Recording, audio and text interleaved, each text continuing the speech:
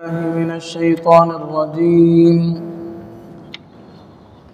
بسم الله الرحمن الرحيم ومكروا ومكر الله والله خير الماكرين إذ قال الله يا عيسى إني متوفيك ورافعك إلي ومطهرك من الذين كفروا وجاعل الذين اتبعوك فوق الذين كفروا إلى يوم القيامة ثم إلي مرجعكم فأحكم بينكم فيما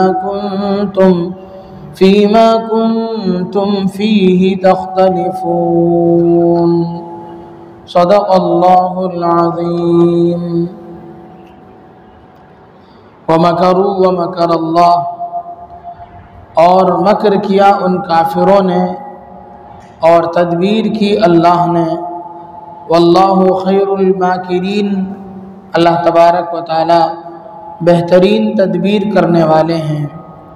is क़ाल अल्लाहु या ईसा इन्नी मुतवफ़्फ़ीका व राफ़िउका इलय्या व मुतहहिरुका मिनल्लज़ीना कफ़रू, जिस वक्त कहा अल्लाह ने ए ईसा मैं ले लूँगा तुझको, व राफ़िउका इलय्या और उठा लूँगा अपनी तरफ, व मुतहहिरुका और पाक कर दूँगा आपको मिनल्लज़ीना कफ़रू काफिरों से, व जाइलुल्लज़ीना इत्तबऊका फ़ौक़ल्लज़ीना कफ़रू इला यौमिल क़ियामा, और जो आपकी इत्तिबा करने वाले हैं उनको गालिब रखूँगा उन लोगों से जो इनकार करते हैं क़यामत के दिन तक। सुम्मा इलैया मरजिउकुम फ़अहकुमु बैनकुम फ़ीमा कुंतुम फ़ीही तख्तलिफ़ून, फिर मेरी तरफ तुम सबको फिर आना है, फिर फैसला करूँगा मैं तुम में जिस बात में तुम झगड़ते थे। बुज़ुर्गान मुहतरम और अज़ीज़ साथियों, गुज़िश्ता कई आयतों से हज़रत सैयदना ईसा अलैहिस्सलाम से मुताल्लिक़ तफ़सीलात बयान की जा रही हैं। इन आयात में भी अल्लाह तबारक व तआला ने हज़रत ईसा अलैहिस्सलाम के साथ जो पेश आया उनकी ज़िंदगी में उसे बयान फरमाया। कहते हैं वमकरू वमकर अल्लाह वल्लाहु खैरुल माकिरीन, उन लोगों ने मक्र किया, वमकरू वमकर अल्लाह, उन लोगों ने मक्र किया और अल्लाह ने भी खुफिया तदबीर की। वल्लाहु खैरुल माकिरीन, अल्लाह ताला बेहतरीन तदबीर करने वाले हैं। मकर उर्दू में इसका तर्जमा है साजिश। उर्दू में मकर कहते हैं साजिश को, लेकिन अरबी में जब लफ्ज़ मकर इस्तेमाल होता है तो उसके माने है खुफिया तदबीर करना, छुप कर आइडिया करना, किसी से छुप कर के प्लान करना, खुफिया तदबीर करना। अच्छी तदबीर भी हो सकती है, बुरी तदबीर भी हो सकती है। मकर के दोनों माने मुराद हैं अरबी में। अच्छी तदबीर करना ये भी मुराद है, ये भी उसका माना है, मकर का माना एक ये भी है, और बुरी तदबीर वो भी उसका माना है। लेकिन उर्दू में मकर सिर्फ बुरी तदबीर के लिए, साजिश के लिए इस्तेमाल होता है। इसलिए वमकरू के एक माने, ममकरू के लफ्ज़ के माने हुए उन लोगों ने गलत साजिश की, उन लोगों ने साजिश की। साजिश तो गलत ही होती है, उर्दू में एक ही माना है। उन लोगों ने साजिश की। वमकर अल्लाह, अल्लाह ने खुफिया तदबीर कर रखी थी उनके हक़ में, हज़रत ईसा अलैहिस्सलाम के हक़ में। वल्लाहु खैरुल माकिरीन, अल्लाह ताला बेहतरीन तदबीर करने वाले हैं। क्या हुआ था? यहूद और हज़रत ईसा के मुनकिरीन, वो लोग, उन लोगों ने हज़रत ईसा अलैहिस्सलाम के ख़िलाफ़ बड़ी साजिशें रची। बादशाह वक्त को हज़रत ईसा अलैहिस्सलाम के ख़िलाफ़ उकसाया, वक्त के बादशाह को उकसाया कि हज़रत ईसा सही आदमी नहीं है। और फिर चलते दिनों में उनके कत्ल की प्लानिंग की गई, यहाँ तक कि एक मौका ऐसा हाथ आया कि हज़रत ईसा अलैहिस्सलाम को एक घर में, एक मकान में बंद कर दिया गया और बाहर पहरा देने के लिए एक आदमी को मुतय्यन कर दिया गया और एक वक्त मुतय्यन करके लोगों को जमा करके, अपने हम ख्याल लोगों को जमा करके उन पर हमला करने की साजिश की गई। अब सब दौड़ पड़े हज़रत ईसा अलैहिस्सलाम को मारने के लिए, मार डालने के लिए, कत्ल करने के लिए, सूली पे चढ़ाने के लिए।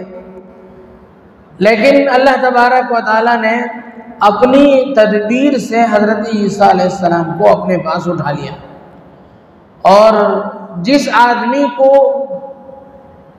उन लोगों ने दरबान के तौर पर तय किया था, निगरान के तौर पर तय किया था, निगरानी के लिए जिस आदमी को उन लोगों ने मुतय्यन किया था, उस आदमी पर हज़रत ईसा की शबाहत डाल दी अल्लाह ने। ये अल्लाह की तदबीर थी। एक तरह इन लोगों ने चाल चली और एक अल्लाह ने अपनी तदबीर, अब अल्लाह ने एक तदबीर की, अल्लाह की तदबीर गालिब आकर ही रहेगी, ये अल्लाह की तदबीर है। तो उन लोगों पर मुश्तबह हो गई बात। चुनाचे हज़रत ईसा अलैहिस्सलाम के सिलसिले में 3 तरह के नज़रियात पाए जाते हैं।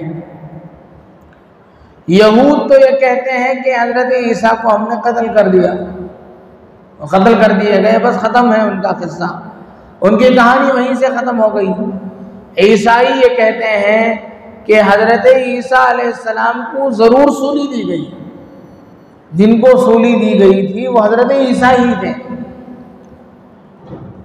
और उन्होंने अपने आप को सूली में चढ़ना खुद के लिए इसलिए पसंद किया कि वो अल्लाह के बेटे थे।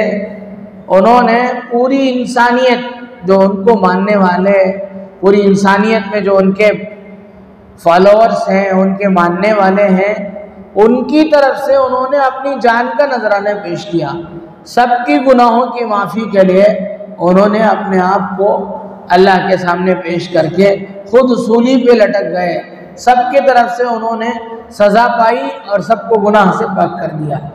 लिहाजा जो भी ईसाइयत की, मज़हब ईसाइयत को इख्तियार करेगा, ईसाई बनेगा, वो पाक हो जाएगा गुनाहों से, इसलिए कि वो अल्लाह के बेटे को, बल्कि खुद उनके बाज़ लोग, उनके नज़रिया ये भी है कि खुद खुदा हज़रत ईसा जो उनके नज़रिए में खुदा हैं, इनके मानने की वजह से सारे गुनाहों से आदमी पाक हो जाएगा। इसलिए कि हज़रत ईसा अलैहिस्सलाम ने उनकी तरफ से अपनी जान की कुर्बानी पेश कर दी थी, सूली पर उनको चढ़ा दिया गया था। फिर क्या हुआ? फिर ईसाई ये कहते हैं कि उनको सूली से उतारा गया था, फिर वो दोबारा जिंदा हुए, फिर अल्लाह ने उनको आसमान पर उठाया। ये ईसाइयों का कहना है। ये अकल से भी बिल्कुल, अकल से मावरा बात है, अकल में आने वाली बात भी नहीं है। मुसलमानों का अकीदा वही है जो कुरान करीम में है। कुरान कहता है वमा क़तलूहु वमा सलबूहु, न उन लोगों ने उनको कत्ल किया, न उन्होंने उनको सूली दी, बल रफ़अहु अल्लाहु इलैहि, बल्कि अल्लाह ने उनको अपने पास बुला लिया, अपने पास उठा लिया, अल्लाह ने उनको ऊपर उठा लिया। वलाकिन शुब्बिह लहुम, उनको मुश्तबा कर दिया गया, उनकी शबाहत एक आदमी पर डाल दी गई जिसकी वजह से वो लोग परेशान हो गए। अब कहते हैं मुअर्रिखीन कि हज़रत ईसा अलैहिस्सलाम जब आसमान पर उठा लिए गए, यहाँ उनकी शबाहत वाले किसी आदमी को लोगों ने सूली दे दी, तो लोग उस आदमी को तलाश करने लगे जिसे दरबान के तौर पर उन्होंने मुकर्रर किया था। अब वो आदमी कहाँ गया? लोग तलाशते रह गए कि वो कहाँ गया, वो मिला ही नहीं। आखिर तक उनको मिला ही नहीं, जबकि उसे उन लोगों ने तय किया था। उन लोगों के दिमाग में इतनी बात भी नहीं आई कि ये अल्लाह की तरफ से एक निज़ाम है कि अल्लाह ने अपने नबी इब्न हक़ को अपने पास बुला लिया और जिसे तुमने दरबान मुकर्रर किया था उस पर उनकी शफाअत डाल दी गई। तो यही हुआ। अल्लाह तबारक व तआला ने इस आयत में हज़रत ईसा अलैहिस्सलाम से 5 वादे फरमाए और 5 पूरे फरमाए। कुछ वादे तो पूरे हो गए और कुछ वादे क़ुर्ब क़ियामत में पूरे होंगे। फरमाते हैं इज़ क़ाल अल्लाहु या ईसा इन्नी मुतवफ़्फ़ीक। अल्लाह तबारक व तआला ने हज़रत ईसा अलैहिस्सलाम से फरमाया, ए ईसा इन्नी मुतवफ़्फ़ीक, हम आपको अपने पास बुला लेंगे। एक माने वफ़ा युफ़ी तौफ़ियतन के माने, एक माने है अपने यानी किसी को अपने पास बुलाना, एक माने है वफ़ात देना। वफ़ात इसी से निकलता है। तो पहले माने के एतबार से हम आपको अपने पास बुला लेंगे। इसके बाद का जुमला उसकी तफसीर, उसकी वजाहत करता है। कैसे बुलाएंगे? राफ़िउका इलैया, हम आपको अपने पास ऊपर आसमान पर उठाने के जरिए से आपको हमारे पास बुलाएंगे।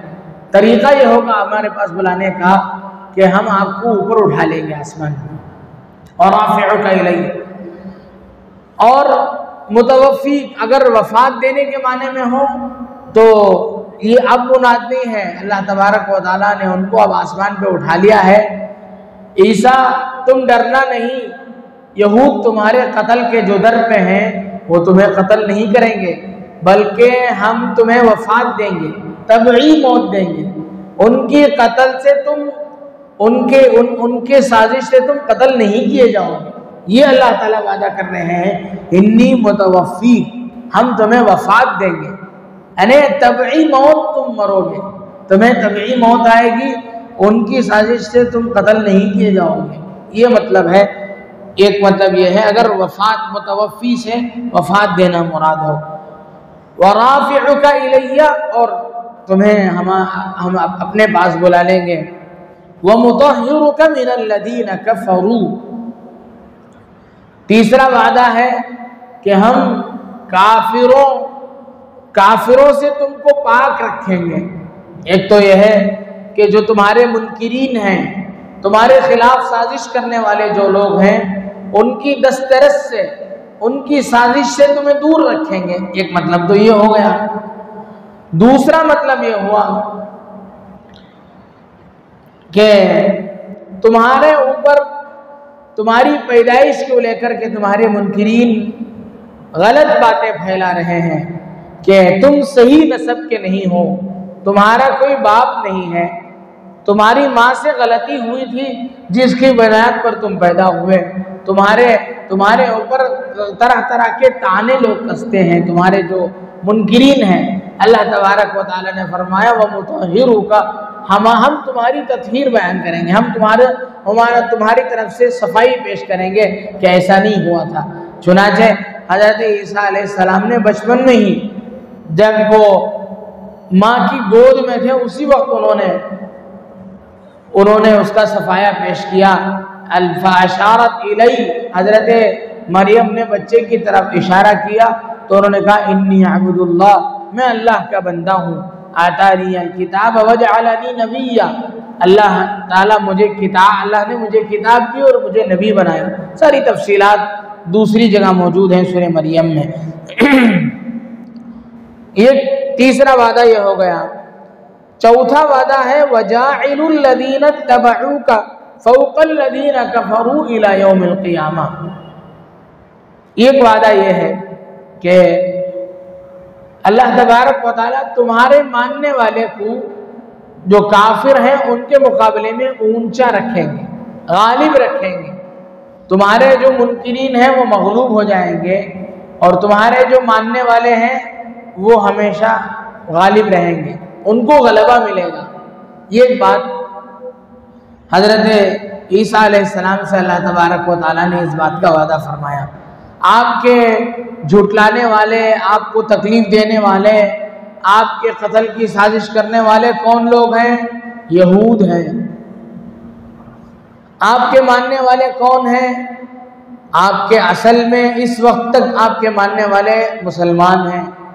आज भी हम इस नबी की उम्मती होने के बावजूद गुज़िश्ता अंबिया की तस्दीक करते हैं और हज़रत ईसा अलैहिस्सलाम को सही तौर पर उनका जो मनसब है नबूवत का, उनको नबी मानते हैं। उनके मुत्तबईन, उनको मानने वाले तो हम हुए, और एक उनके मानने वाले वो नसारा जिन्होंने उनकी नबूवत को तस्लीम किया और अल्लाह को एक माना, वो भी उनके मानने वाले हैं।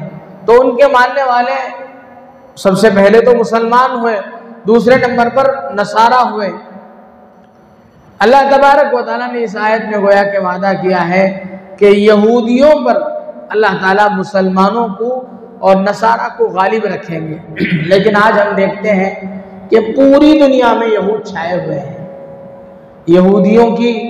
यहूदी अपनी साजिश से, अपनी मेहनत से, अपनी खुफिया साजिशों से, अपनी मेहनतों से पूरी दुनिया पर छाए हुए हैं। आज हम देखते हैं इजराइल जो इस वक्त एक स्टेट बन गया है, कुछ दिनों से कब्जा जमाया हुआ है फ़लस्तीन की मुबारक सरजमीन में, वो मुसलसल खूनरेजी कर रहा है, मुसलसल मुसलमानों का कत्ले आम कर रहा है, पूरी दुनिया पर ग्रेटर इसराइल के तौर पर अपने आप का लोहा मनवा रहा है। सब उसके सामने बेबस होकर के पड़े हैं। तो फिर इस आयत का क्या मतलब हुआ? तो मुफस्सिरीन ये कहते हैं कि ये जो यहूदियों का जो गलबा हमें नज़र आता है, ये असल में यहूदियों का गलबा नहीं है, नसरानियों ने उनको ऊंचा करके रखा है, ईसाइयों ने उनको ऐसा बना करके बिठाया है। जैसे ही अमेरिका की पुश्तपनाही हट जाएगी, अमेरिका अपने आप को उसके सपोर्ट से अपने आप को पीछे कर लेगा, इसराइल की कोई औकात नहीं रहेगी। जो कुछ इसराइल की औकात है, इसराइल की जो कुछ हैसियत है, वो अमेरिका और उसके हामियों की वजह से है। एक तो ये बात हो गई। दूसरी बात जो समझने की है कि आज भी मुसलमान इस वक्त, इस गए गुजरे दौर में भी मुसलमानों की जो हैसियत है वो किसी मजहब की नहीं है। मुसलमान अल्हम्दुलिल्लाह बड़े अच्छे हाल में है। हज़रत मुफ्ती तकी उस्मानी साहब दामत बरकातहुम ने अभी कुछ दिनों पहले बयान देते हुए फरमाया था कि इस वक्त पूरी दुनिया में बड़ी ताकत मुसलमानों की है। उनके पास हथियार इस वक्त मुसलमानों के पास जितने हैं, इतने पहले कभी नहीं थे। मुसलमानों पर, मुसलमानों की हुकूमतें जितनी इस वक्त हैं, पहले कभी नहीं थी। इस वक्त जितने मुस्लिम बादशाह, मुस्लिम हुक्मरान हैं, वो पहले कभी नहीं थे। और इस्लामी हुकूमतें जितने बड़े रकबे में इस वक्त फैली हुई हैं, इससे पहले कभी नहीं थी। लेकिन इन सब के बावजूद मुस्लिम हुक्मरान आपस में मुत्तहिद नहीं हो रहे हैं। इनके पास बड़ी ताकतें हैं, इनके पास बड़ी हुकूमतें हैं, लेकिन अगर ये मुत्तहिद हो जाते, अपने दिल से डर निकाल लेते और मुकाबला करते, तो इसराइल और अमेरिका इनके सामने टिक ही नहीं सकता है। लेकिन क्या वजह है? अल्लाह के नबी सल्लल्लाहु अलैहि वसल्लम ने आज से तकरीबन 150 साल पहले, आज से 1450 साल पहले अल्लाह के नबी सल्लल्लाहु अलैहि वसल्लम ने उसकी पेशिन गोई फरमाई। फरमाया था कि क़ुर्ब क़यामत में तुम्हारी ये हालत होगी कि मुस्लिम दुश्मन ताकतें, इस्लाम दुश्मन ताकतें तुम्हें ख़त्म करने के लिए एक दूसरे को ऐसी दावत देंगी जैसे कोई आदमी किसी कहाँ कोई ज़ियाफ़त हो तो जिस तरीके से मेज़बान दूसरों को बुलाते हैं, आओ हमारे पास आ जाओ, दस्तरखान में आओ, जिस तरीके से बुलाते हैं उस तरीके से लोग बुलाएंगे।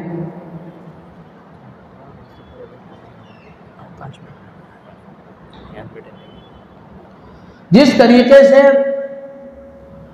तरीके से लोग बुलाएंगे उसी तरीके की बात होगी। अब मुसलमान, इस्लाम दुश्मन ताकतें मुसलमानों को बुला रही हैं, ख़त्म करने के दर पे हैं, आओ मुसलमानों को ख़त्म कर दें, आओ मुसलमानों को ख़त्म कर दें।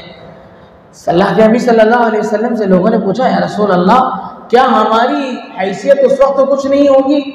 आपने फरमाया, नहीं, तुम बड़े पैमाने पर होगे। उस वक्त मुसलमानों की बड़ी कसरत होगी, मुसलमानों की बड़ी ताकत होगी, फिर या रसूल अल्लाह क्या बात होगी?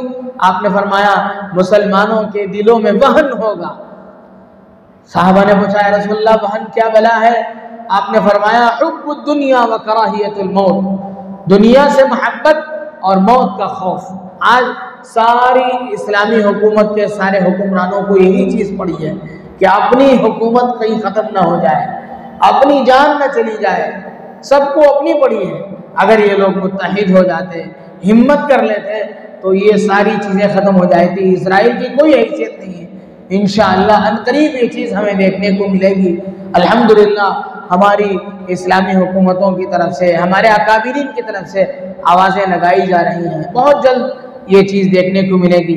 तो फरमाया सुम्मा इलैया मरजिउकुम फ़अहकुमु बैनकुम फ़ीमा कुन्तुम फ़ीही तख्तलिफ़ून।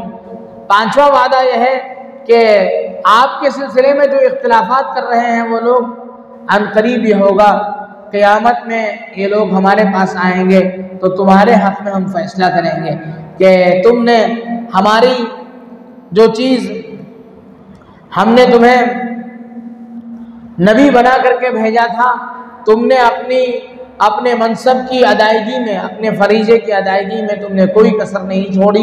तुम्हारे जाने के बाद इन लोगों ने तुम्हें खुदा बना लिया, ये अलग चीज़ है। तो ये इन आयात का मुख्तसर सा खुलासा हुआ। अल्लाह तबारक व तआला से दुआ है कि अल्लाह तबारक व तआला इन आयात के ज़ैल में जो बातें कही गई, कहने वाले को भी, सुनने वालों को भी अमल की तौफीक नसीब फरमाए। आमीन व आखिरु दावाना अल्हम्दुलिल्लाहि रब्बिल आलमीन।